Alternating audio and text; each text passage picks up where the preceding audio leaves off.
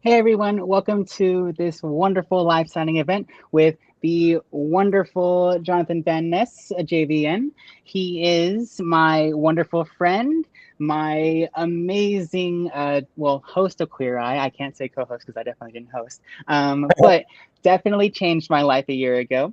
And also is very much a best-selling author. And I'm so happy to be hosting and moderating this live signing event for Jonathan. So without Thanks further for ado, coming on, Angel. We love you so much. And I mean, honestly, I think petitioned to get you as a host on Queer Eye yesterday.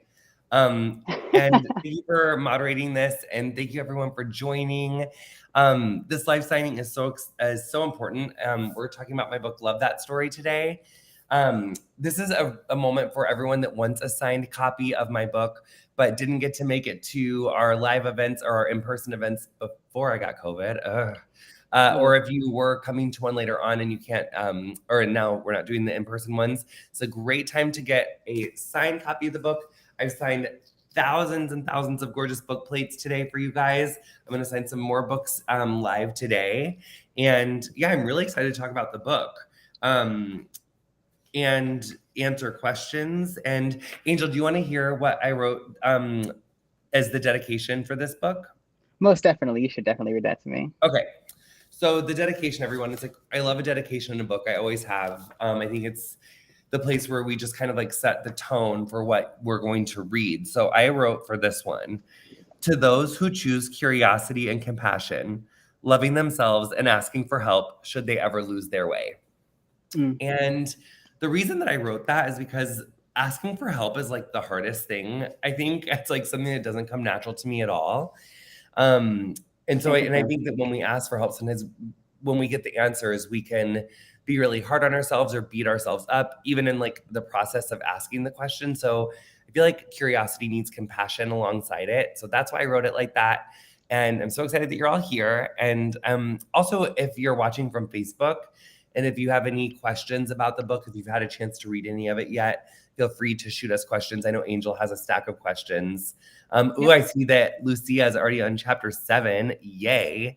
So, and also too, I will say this candidly, everyone, because I did get COVID and we had to cancel some of our in-person events, that is like a bummer because the first week is really important for book sales. So if you all are loving the book and you are like into it, please share on your social media, talk about it in your life, your friends, your family. Word of mouth is an oldie but a goodie, but it always helps.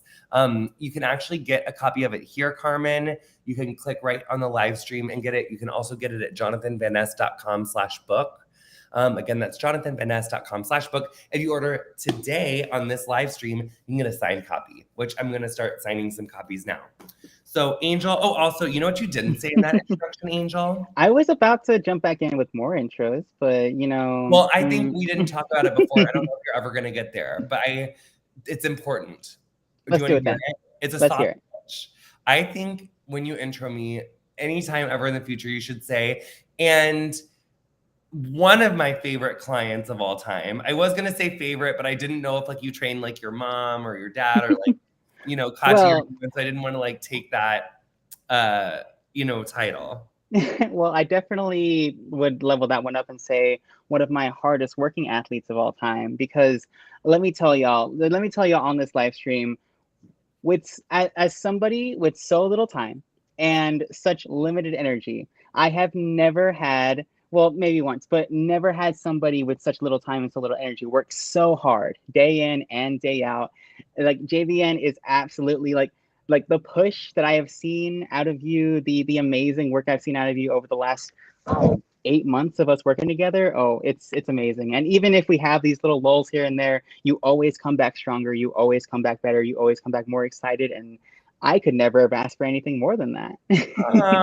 I love you so much, Angel. Um, what I was also just gonna say, yeah, the other thing I was gonna say is that your haircut looks so good. We did your haircut a few weeks ago, and there is a chapter in this book that is an essay in this book, rather. I keep saying chapters, but they are chapters, but they're also essays, so they're both.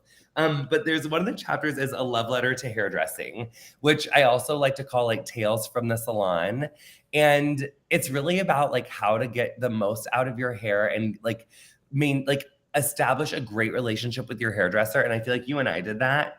Most So definitely. if you have there, so we are talking about, there are some essays that are heavier and are more policy oriented and research oriented, but there's also essays about like gorgeous hair and how to be a stunner with your hair. So that a love letter to hairdressing is a really good essay, and I love it. Like fills me with love.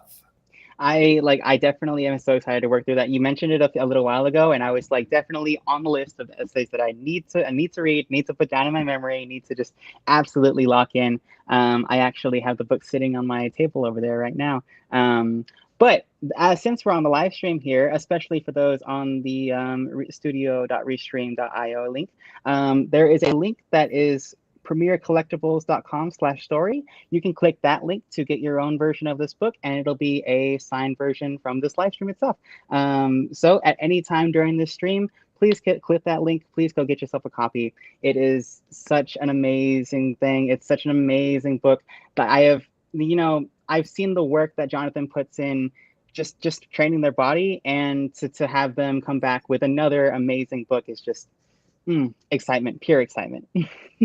Thank you, honey. I'm so excited. I definitely put so much work into this book. This book is still, it has memoir aspects. A lot of the essays are written, well, they're all written through my experience. But what I added on in this book, since Over the Top, is I did a lot more research and a lot more interviews in this book. So I took other people's scholarship, other people's research and experiences, interviewed them, and then kind of put that into the book through my voice. And so that was interesting because I got to expand the style of writing that I do. So it's still funny, it's still very in my voice, but there is a lot more layers to it. And I'm hoping that people will see the growth in this book from Over the Top. I feel like, especially too, like with HIV specifically, in my first book, it was a lot about my experience with HIV and about like how the disease works in Over the Top. In this book, I take on the HIV safety net, which is about how people living with HIV have to kind of what people living with HIV have to navigate in order to get care. And it's a very convoluted, confusing process. And it's something that I think we all need to do a better, well, it's not, I think, it's something that we all have to do a better job of realizing that HIV affects everyone. It's in our communities, it's in our lives, even if you don't realize it.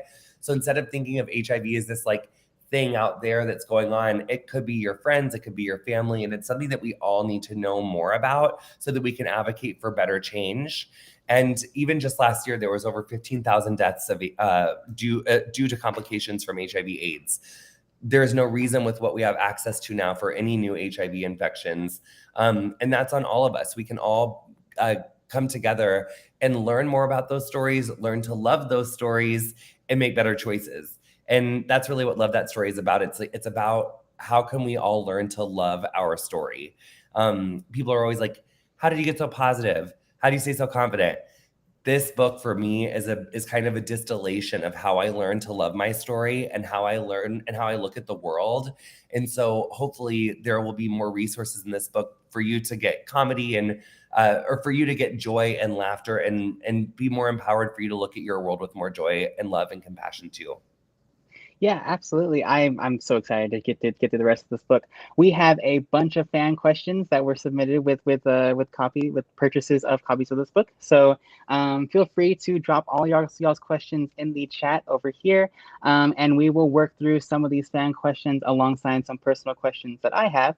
And really, to open it up, I'll start with my own personal question. Coming through this book, as you said, you worked on it in very much like an essay format. You're kind of touching on individual topics per chapter, per essay. What kind of drove you to make that big of a change from simply just telling your story in the first book? Yeah, I think that's a really good question. I think because when Over the Top came out, and that's kind of where I pick up in the prologue and Love That Story, is like right where Over the Top leaves off. And I thought that when I wrote my first book that writing it would be the hardest thing, but it was really how my book was received and how it came into the world is what I wasn't realizing was going to be so hard. And so what I kind of came to when Over the Top came out to kind of heal through that and to move through that experience was to write. I'd been writing so much for Over the Top, and I think that's where I realized, like, you're a writer. I'm an author. I love to write. I love to tell stories. So it was really natural for me to come back to that process. And it started off with just creative writing. And I really just started to creatively write around what it felt like when Over the Top came out.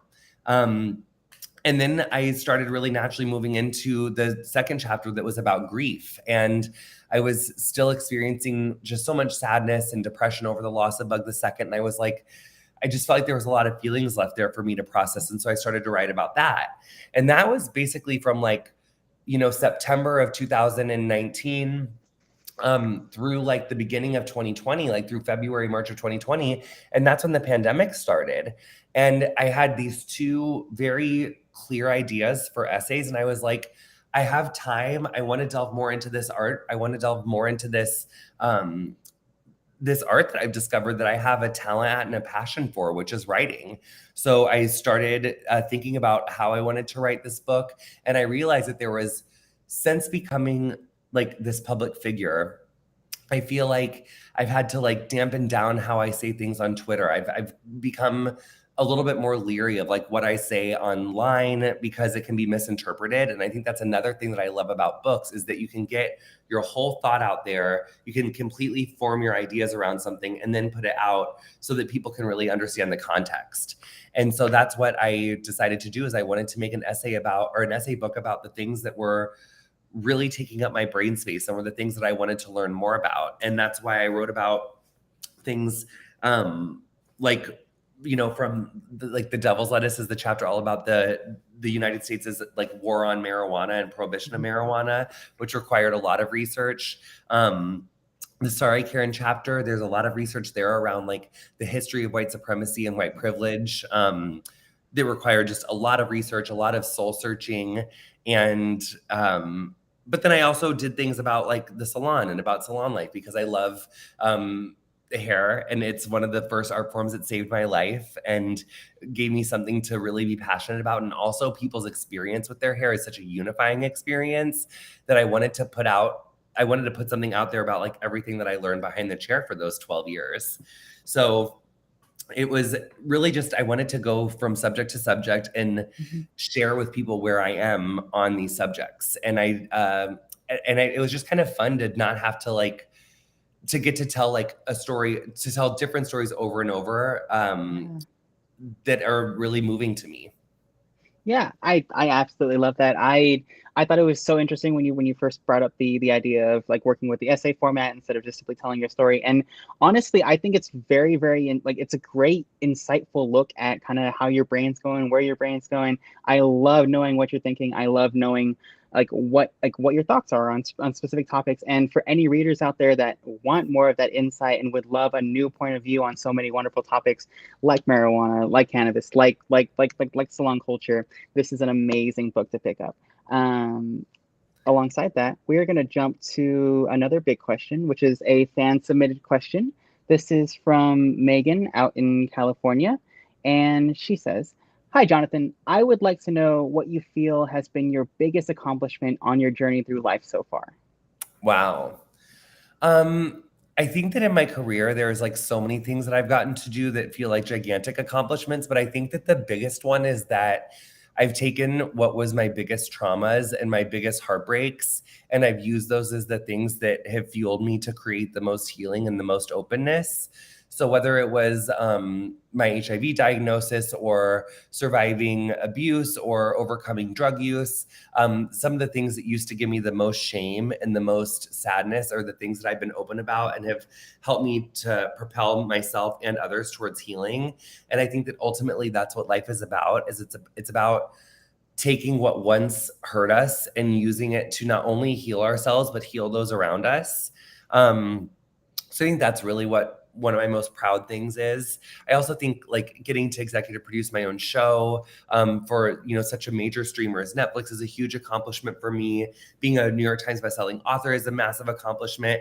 Even writing this book was a massive accomplishment. And to grow as an author and to grow as a writer has been one of the greatest joys of my life. And one of the essays that I wrote about is about imposter syndrome.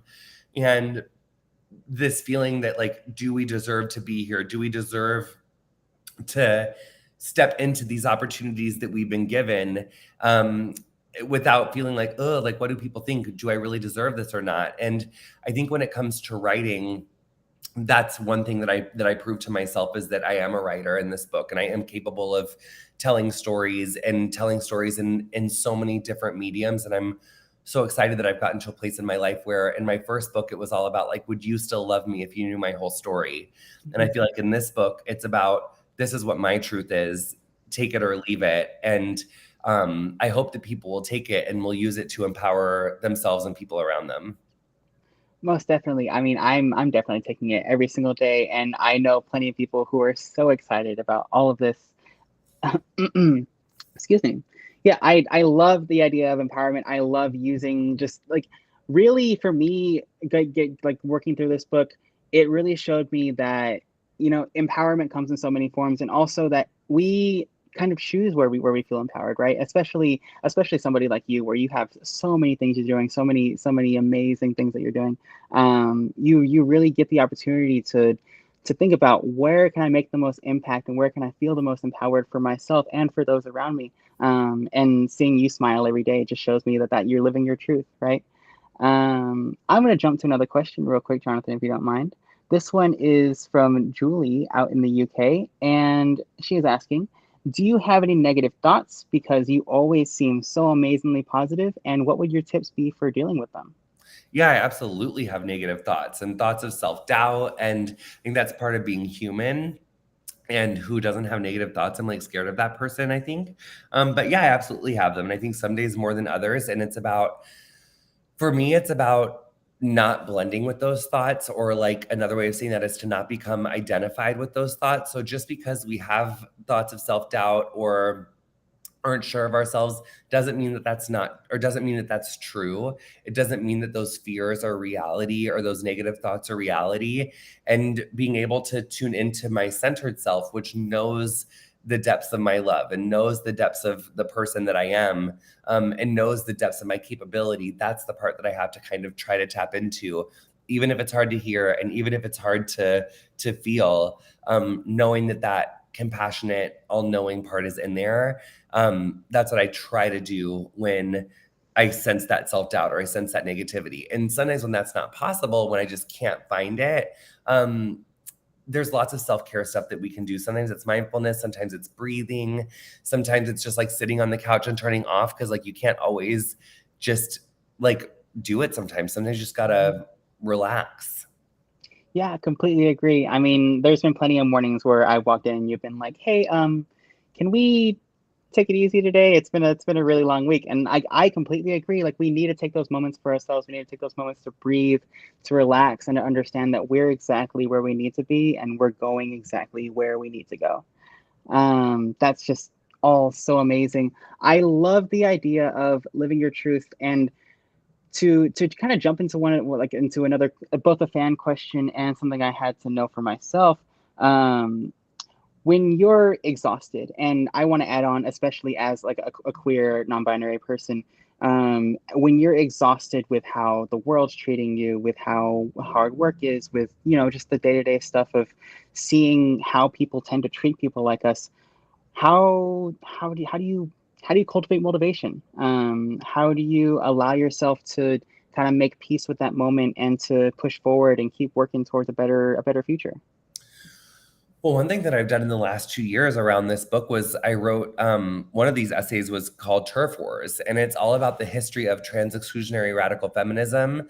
It's all about the history of kind of how we arrived to this moment in our country's history where trans people are just being legislatively attacked, physically attacked, left, right, and center. And as we head into the midterm election, we have this really pivotal time in the United States for us to really understand how we got here. And Turf Wars is a really important essay because it touches so many issues that are beyond gender. Especially right now with what's going on with these abortion bans in Texas and Kentucky.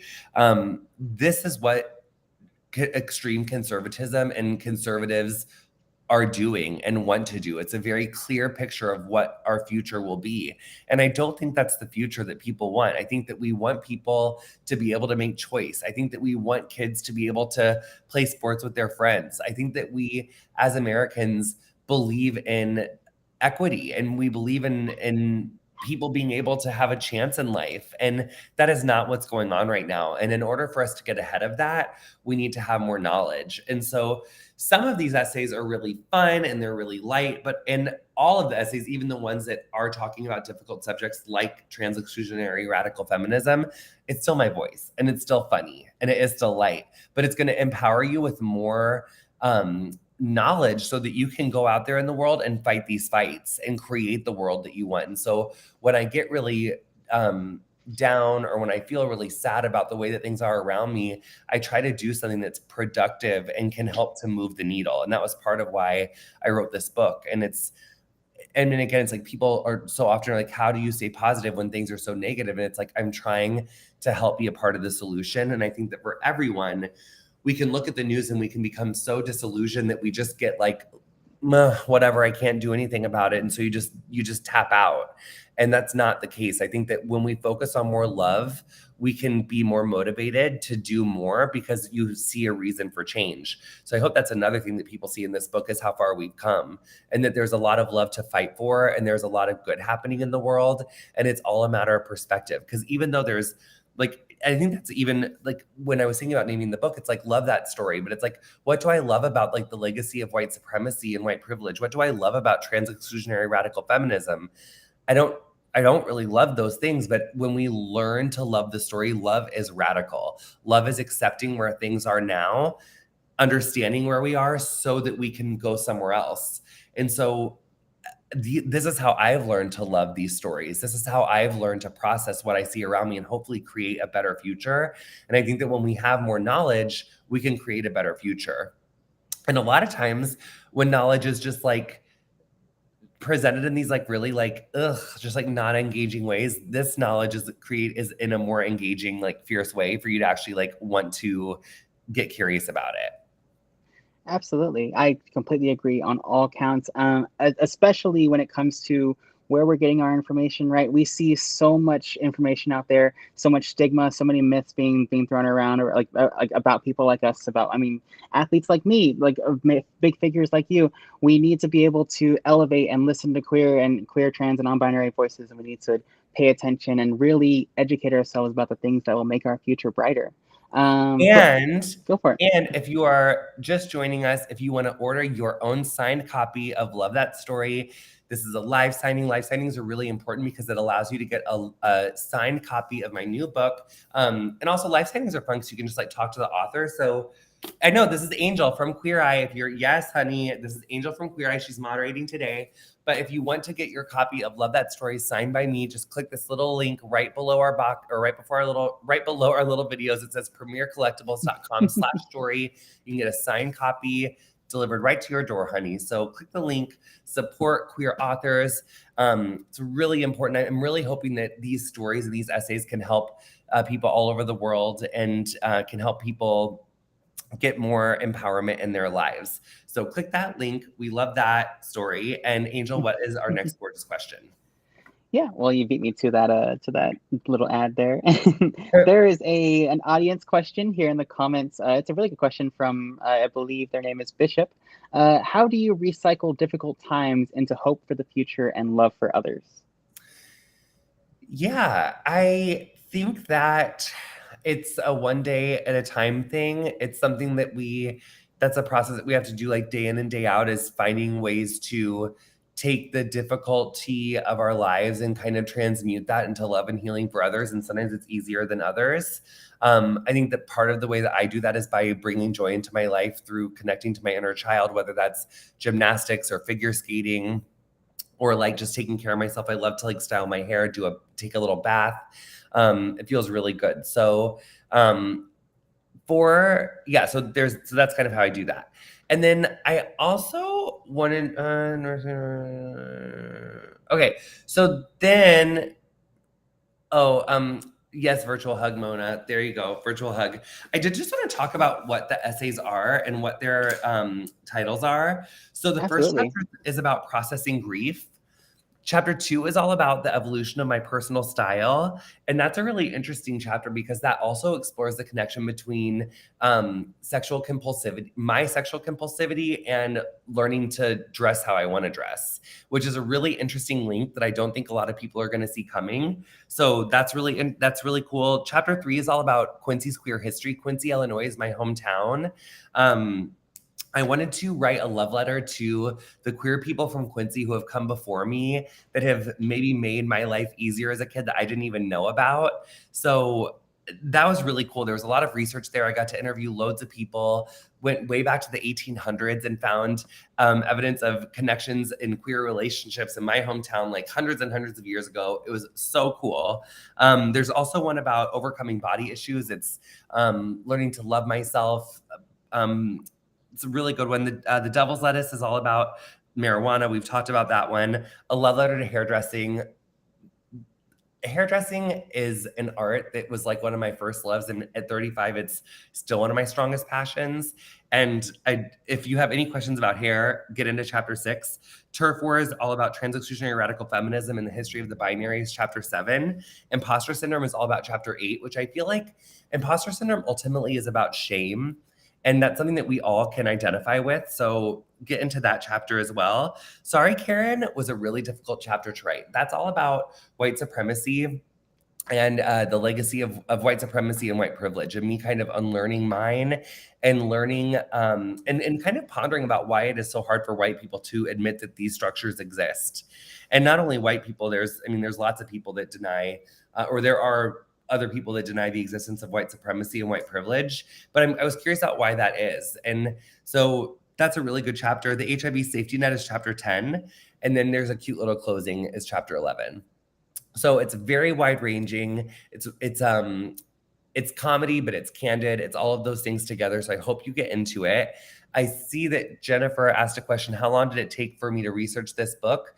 It was off and on in spurts from like March of 2020 through like August of 2021. So like a year and a half of researching for this book. So it's quite a while. I'm gonna that is a long time for you all. Oh God. And I will pick up some more audience questions here as Jonathan gets through some more books here. Claire, actually, from down here in Austin, we're going to follow up on talking about the book. What was the most difficult part of your writing process? Was it the research, or was it certain parts of the book? I think the hardest part about this book was writing the Sorry Karen chapter. I think that talking about race is it's a risky business. It's a business in this day where people can get so full of rage and anger. And I wanted to make sure that I stayed in my lane. And I also talked really candidly about really difficult conversations that I had with my father that had been the source of a lot of acrimony in our relationship. And it was hard to talk about in our real life. It was much harder to write about and make sure that, my dad was okay with how I wanted to say everything that I wanted to say in my book. So that chapter is really difficult because I think that for so many of us, we feel like if we acknowledge that white supremacy exists, and if we acknowledge that as white people, we have benefited from these systems of white privilege and white supremacy, then that makes us bad people. When in reality, I think that you can be a good person and also admit that white supremacy and white privilege exist. And not only do they exist, but you have in fact benefited off of them. And when we can be honest and open about that, that's how we can start to shift the conversation, take the shame away, and start to right some of the wrongs from our past, which have just not been righted. And when we think about, in the way that I talk about in this book, and also it's been sad, everyone, my grandfather passed away yesterday, and I talk about him and my grandmother in this book. And I think that he would be really proud of me because as a leader, you have to make difficult decisions and you have to be really courageous in the decisions that you make. And I felt like I was really courageous in exploring the links between how I feel about the guilt and the shame that I've experienced in understanding white privilege, and also sharing that with other people, because we ultimately have to be able to make real change for BIPOC people. And I hope that I can be a part of that change. Yeah, absolutely. Also, I'm so sorry for your loss. I didn't know that. My condolences to you. Okay. Um, and to follow up with a question that honestly kind of still fits the theme. Jenna out of Minnesota follows up with, what is one thing you'd say to a 29-year-old queer who is unsure about the direction their life is going? And I'm actually going to add on to that and say just anybody in around that age who kind of is looking at the world and saying, I don't know where my place is going to be. Of course. Um, so I would say to you that at 29, if you would have told me that I would be where I am now at 29, I would have said that was like impossible. We don't always have to know where we're going to go and what's happening. I think that the thing that's always driven me to my next kind of step in life was following something that I was really passionate about. So for the longest time, the main thing I was really passionate about was doing hair, and that led me to Gay of Thrones, which that led me to comedy, which that led me to Queer Eye, which that led me to writing and stand-up comedy, um, founding JVN Hair. So it hasn't been about necessarily getting to a destination. It's been about doing what I'm passionate about and just putting one foot in front of the other, doing the next best decision, while also navigating surviving meth addiction and a lot of compounded trauma at the earlier bit of that. So I think that just finding something that you're passionate about, even if it has nothing to do with where you're going to end up, is really the first and most important step. I also saw a question over about if there's audiobooks available. Yes, there is. I recorded it myself. You can go on jonathanvanness.com/book and order an audiobook on Audible. So that's totally there for you. We love the audiobook. It was really fun to record. There were parts of it that were a lot more tough, especially the processing grief chapter. But I really left it on the dance floor for that. So I hope that you can get to that audiobook if you're looking for it.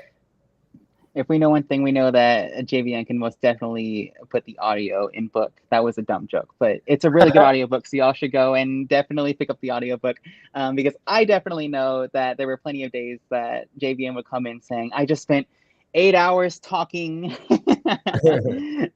But it's amazing. And also for those of you who are just now getting here, I know that we're about 30 minutes in. There is a link right below us, premiercollectibles.com/story. You can click that link to pick up any of the signed books or a copy of a signed book from this live stream. And also drop some questions in the chat if you're needing to have all your questions answered. And I have signed thousands of book plates for this live stream. So if there is someone who you love in your life that's a big fan of mine and you need to get them a gorgeous present, honey, buy one, buy five.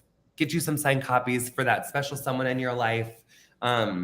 Yeah, or even if there's someone who you think needs to have a little bit more awareness around a certain subject that I've covered in this book, I think that would be another great gift to give someone. So I love this as a gift. It's fab. Someone in you have, oh yes, so that's a good question, Heather. So how do you deal with pushback and interactions from more conservative people? Have you ever had any conversations with someone conservative where you have opened their eyes to being more inclusive?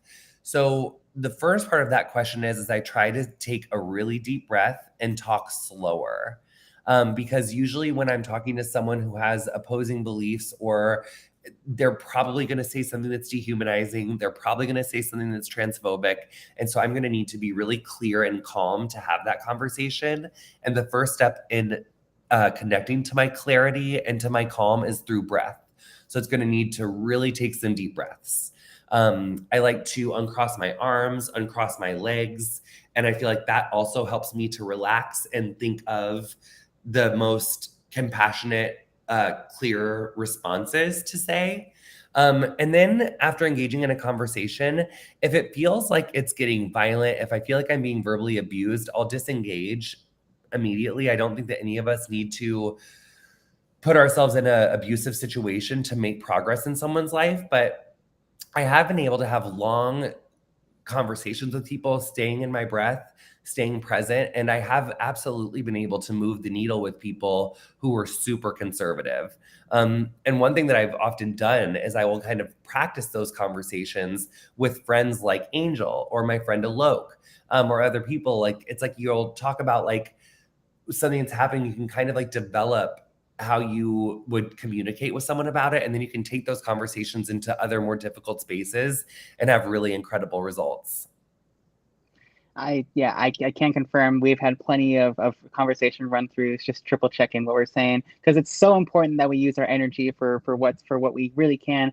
Our energy is so important, especially our positive energy. And if we find ourselves in a situation that is just not beneficial for us, it's important that we take a step back and say, I need time, I need a moment. Let's come back for a different conversation at a different time. And that's okay. And remember, everybody, when you come across a situation that somebody, if somebody is giving you a problem, it's not you. I promise, it's not you. If somebody is giving you a problem for who you are, who you want to be, who you will be, right? It is not you. And to jump from that to this next question from the comments from Allie, a trans woman with a question, of course, we love asking questions. How do you recommend unlocking your repressed feminine side due to growing up in a conservative home? I think no matter what side of ourselves that we're trying to connect to, I think connecting to your inner child is the most important, because that inner child has the answers. They know what's up. So for me, that's like joy, and that's gymnastics, it's figure skating. Sometimes it's like baking. Sometimes, actually, gardening is like a major inner child like joy for me. And like growing flowers and vegetables, fruits is really super exciting for my inner child, especially because like with fruits and vegetables, I didn't realize that there was like a flower part first, like where it's a flower, then it turns into the fruit or vegetable, which like really blew my mind. I'm obsessed with flowers. So by connecting to that inner child, you're going to be able to cultivate more of that will lead you on that path to exploring all of your different sides. So I think going back to the beginning and connecting to that inner child is the feedback that I would give. What about for you, Angel? For me, especially I've always told people that the small steps are everything, right? Small steps lead to you looking back and saying, wow, that was a huge step I took. How did I do that?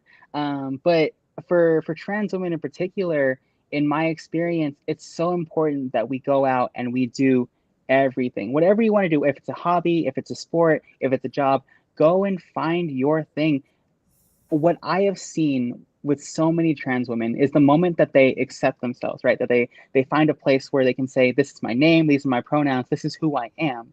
They are instantly happier. And then they take that energy and they take it to their sport or their job or their hobby or their creation, and they absolutely blow it out of the water. They do amazing. And you know why? Because they're living their true selves, right? And that's been my experience. And I know that so many people in the comments and so many people who are watching right now have seen my wonderful Queer Eye episode. But to sit in that salon chair with my wonderful friend here behind me, crying and smiling because I've never seen myself so beautiful, that is the inner child. That's the inner child that's looking at you and saying, like, no, don't let the insecurities affect you. Don't let the things you have had forced upon you over these decades of your life keep you from accepting who you truly are, and keep you from looking in the mirror and saying, this is me, this is my beauty, this is my amazingness, right? All these things are so important. And I think somebody just asked a question. Sarah, yeah, how do you recommend coming out to a family who is very conservative? I think that it's so hard because families are so layered and multifaceted, and I don't know your particular family. I think that the most important thing is that if you're not out to your family and you haven't come out to them, can you come out to other people in your life that you know are safe, that would maybe be a little bit lower stakes to practice with? And then I would also say you just there's always like this one cousin who like I always call first. She's like my most fun cousin. So she's always my first call when I'm like, ugh. So find that person, find that cousin and start small. And I think your family is going to love you. They're going to accept you. It just takes a minute sometimes. So I think making sure that your support system outside of your family, your friends, and your community is really important for you, is really important. And that you ask those people for help as you approach telling your family, so that you have those kind of support systems in place when you do decide to come out. Absolutely. And I can most definitely vouch for the support system. And remember, everybody, you have full control over your family, who you choose to be your family, who you choose to be your friends, who you choose to make to be your circle. And if if one of those things isn't lining up, you have full rights to say, I need a break from this relationship. I need a break from this friendship. I need to come back with a different mind, or just take some time for myself because you're being harmful to me, right? Never be scared to take that time for yourself. Never be scared to speak your mind. That's so important. You're And gonna say don't something? be afraid to order a signed copy of my new book, Love That Story. I've signed thousands of book plates for this gorgeous live event. You can click this little link right here that says premiercollectibles.com/story right below our little video boxes to get your signed copy. I see a question from Sabrina that says, any book recommendations, blogs, or podcasts about how to teach my kids about the important things in your book? And then the second half of the question, it's hard to be age appropriate and real about things like white privilege, especially as a white mom to Asian kids. So I think what I would say to that is that I don't know how old your kids are, but I actually think that Love That Story and my first book, Over the Top, for young adults would be appropriate. I think like young adult, read it. Make sure you know not to do meth, honey. So read both these books. And then but seriously. And the other thing I would say, Sabrina, is read this book for yourself. Read this book, maybe listen to the audiobook, and then you can decide how you want to distill these subjects to your kids. You're their mom. You're going to be great at distilling this information in an age-appropriate way, but I would suggest that you read the book, Sabrina, and then convey that information that you glean from the book in a way that you think is appropriate. Absolutely. I completely agree with that. And I will say kids understand a lot more than you would think, and don't be scared to have a difficult conversation if the need arises, right? You are their mother, you have full control. But I wouldn't be surprised if they had plenty of questions of their own. And speaking of, let's see.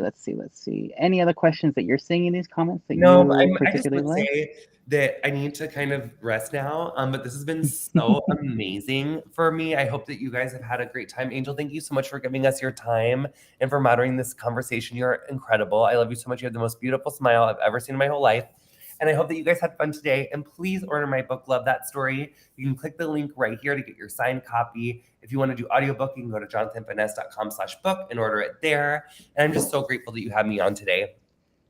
Yeah, I had a bunch of fun today. This has been an amazing time. Remember, everybody, if you're still on this link, if you're still on this stream, you can click this link right below, premiercollectibles.com/story, to order a signed copy from today's live stream. And please go get the book, go get the audiobook, put Jonathan in your ears, put JV in your hands. You need to go get Share this. it on your socials. Please share it on your socials. That'd be amazing. Share Thank it you so much. all over the place.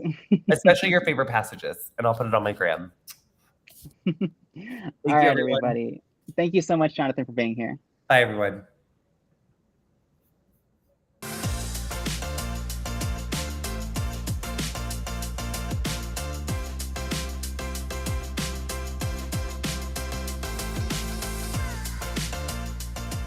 Hey, this is John Acuff, New York Times best-selling author of 7 books and someone who's done a live signing. If you like the one you just watched, make sure you check out our YouTube channel. It's full of amazing authors having great conversations and signing books for viewers just like you. So make sure you subscribe, and thanks for watching today.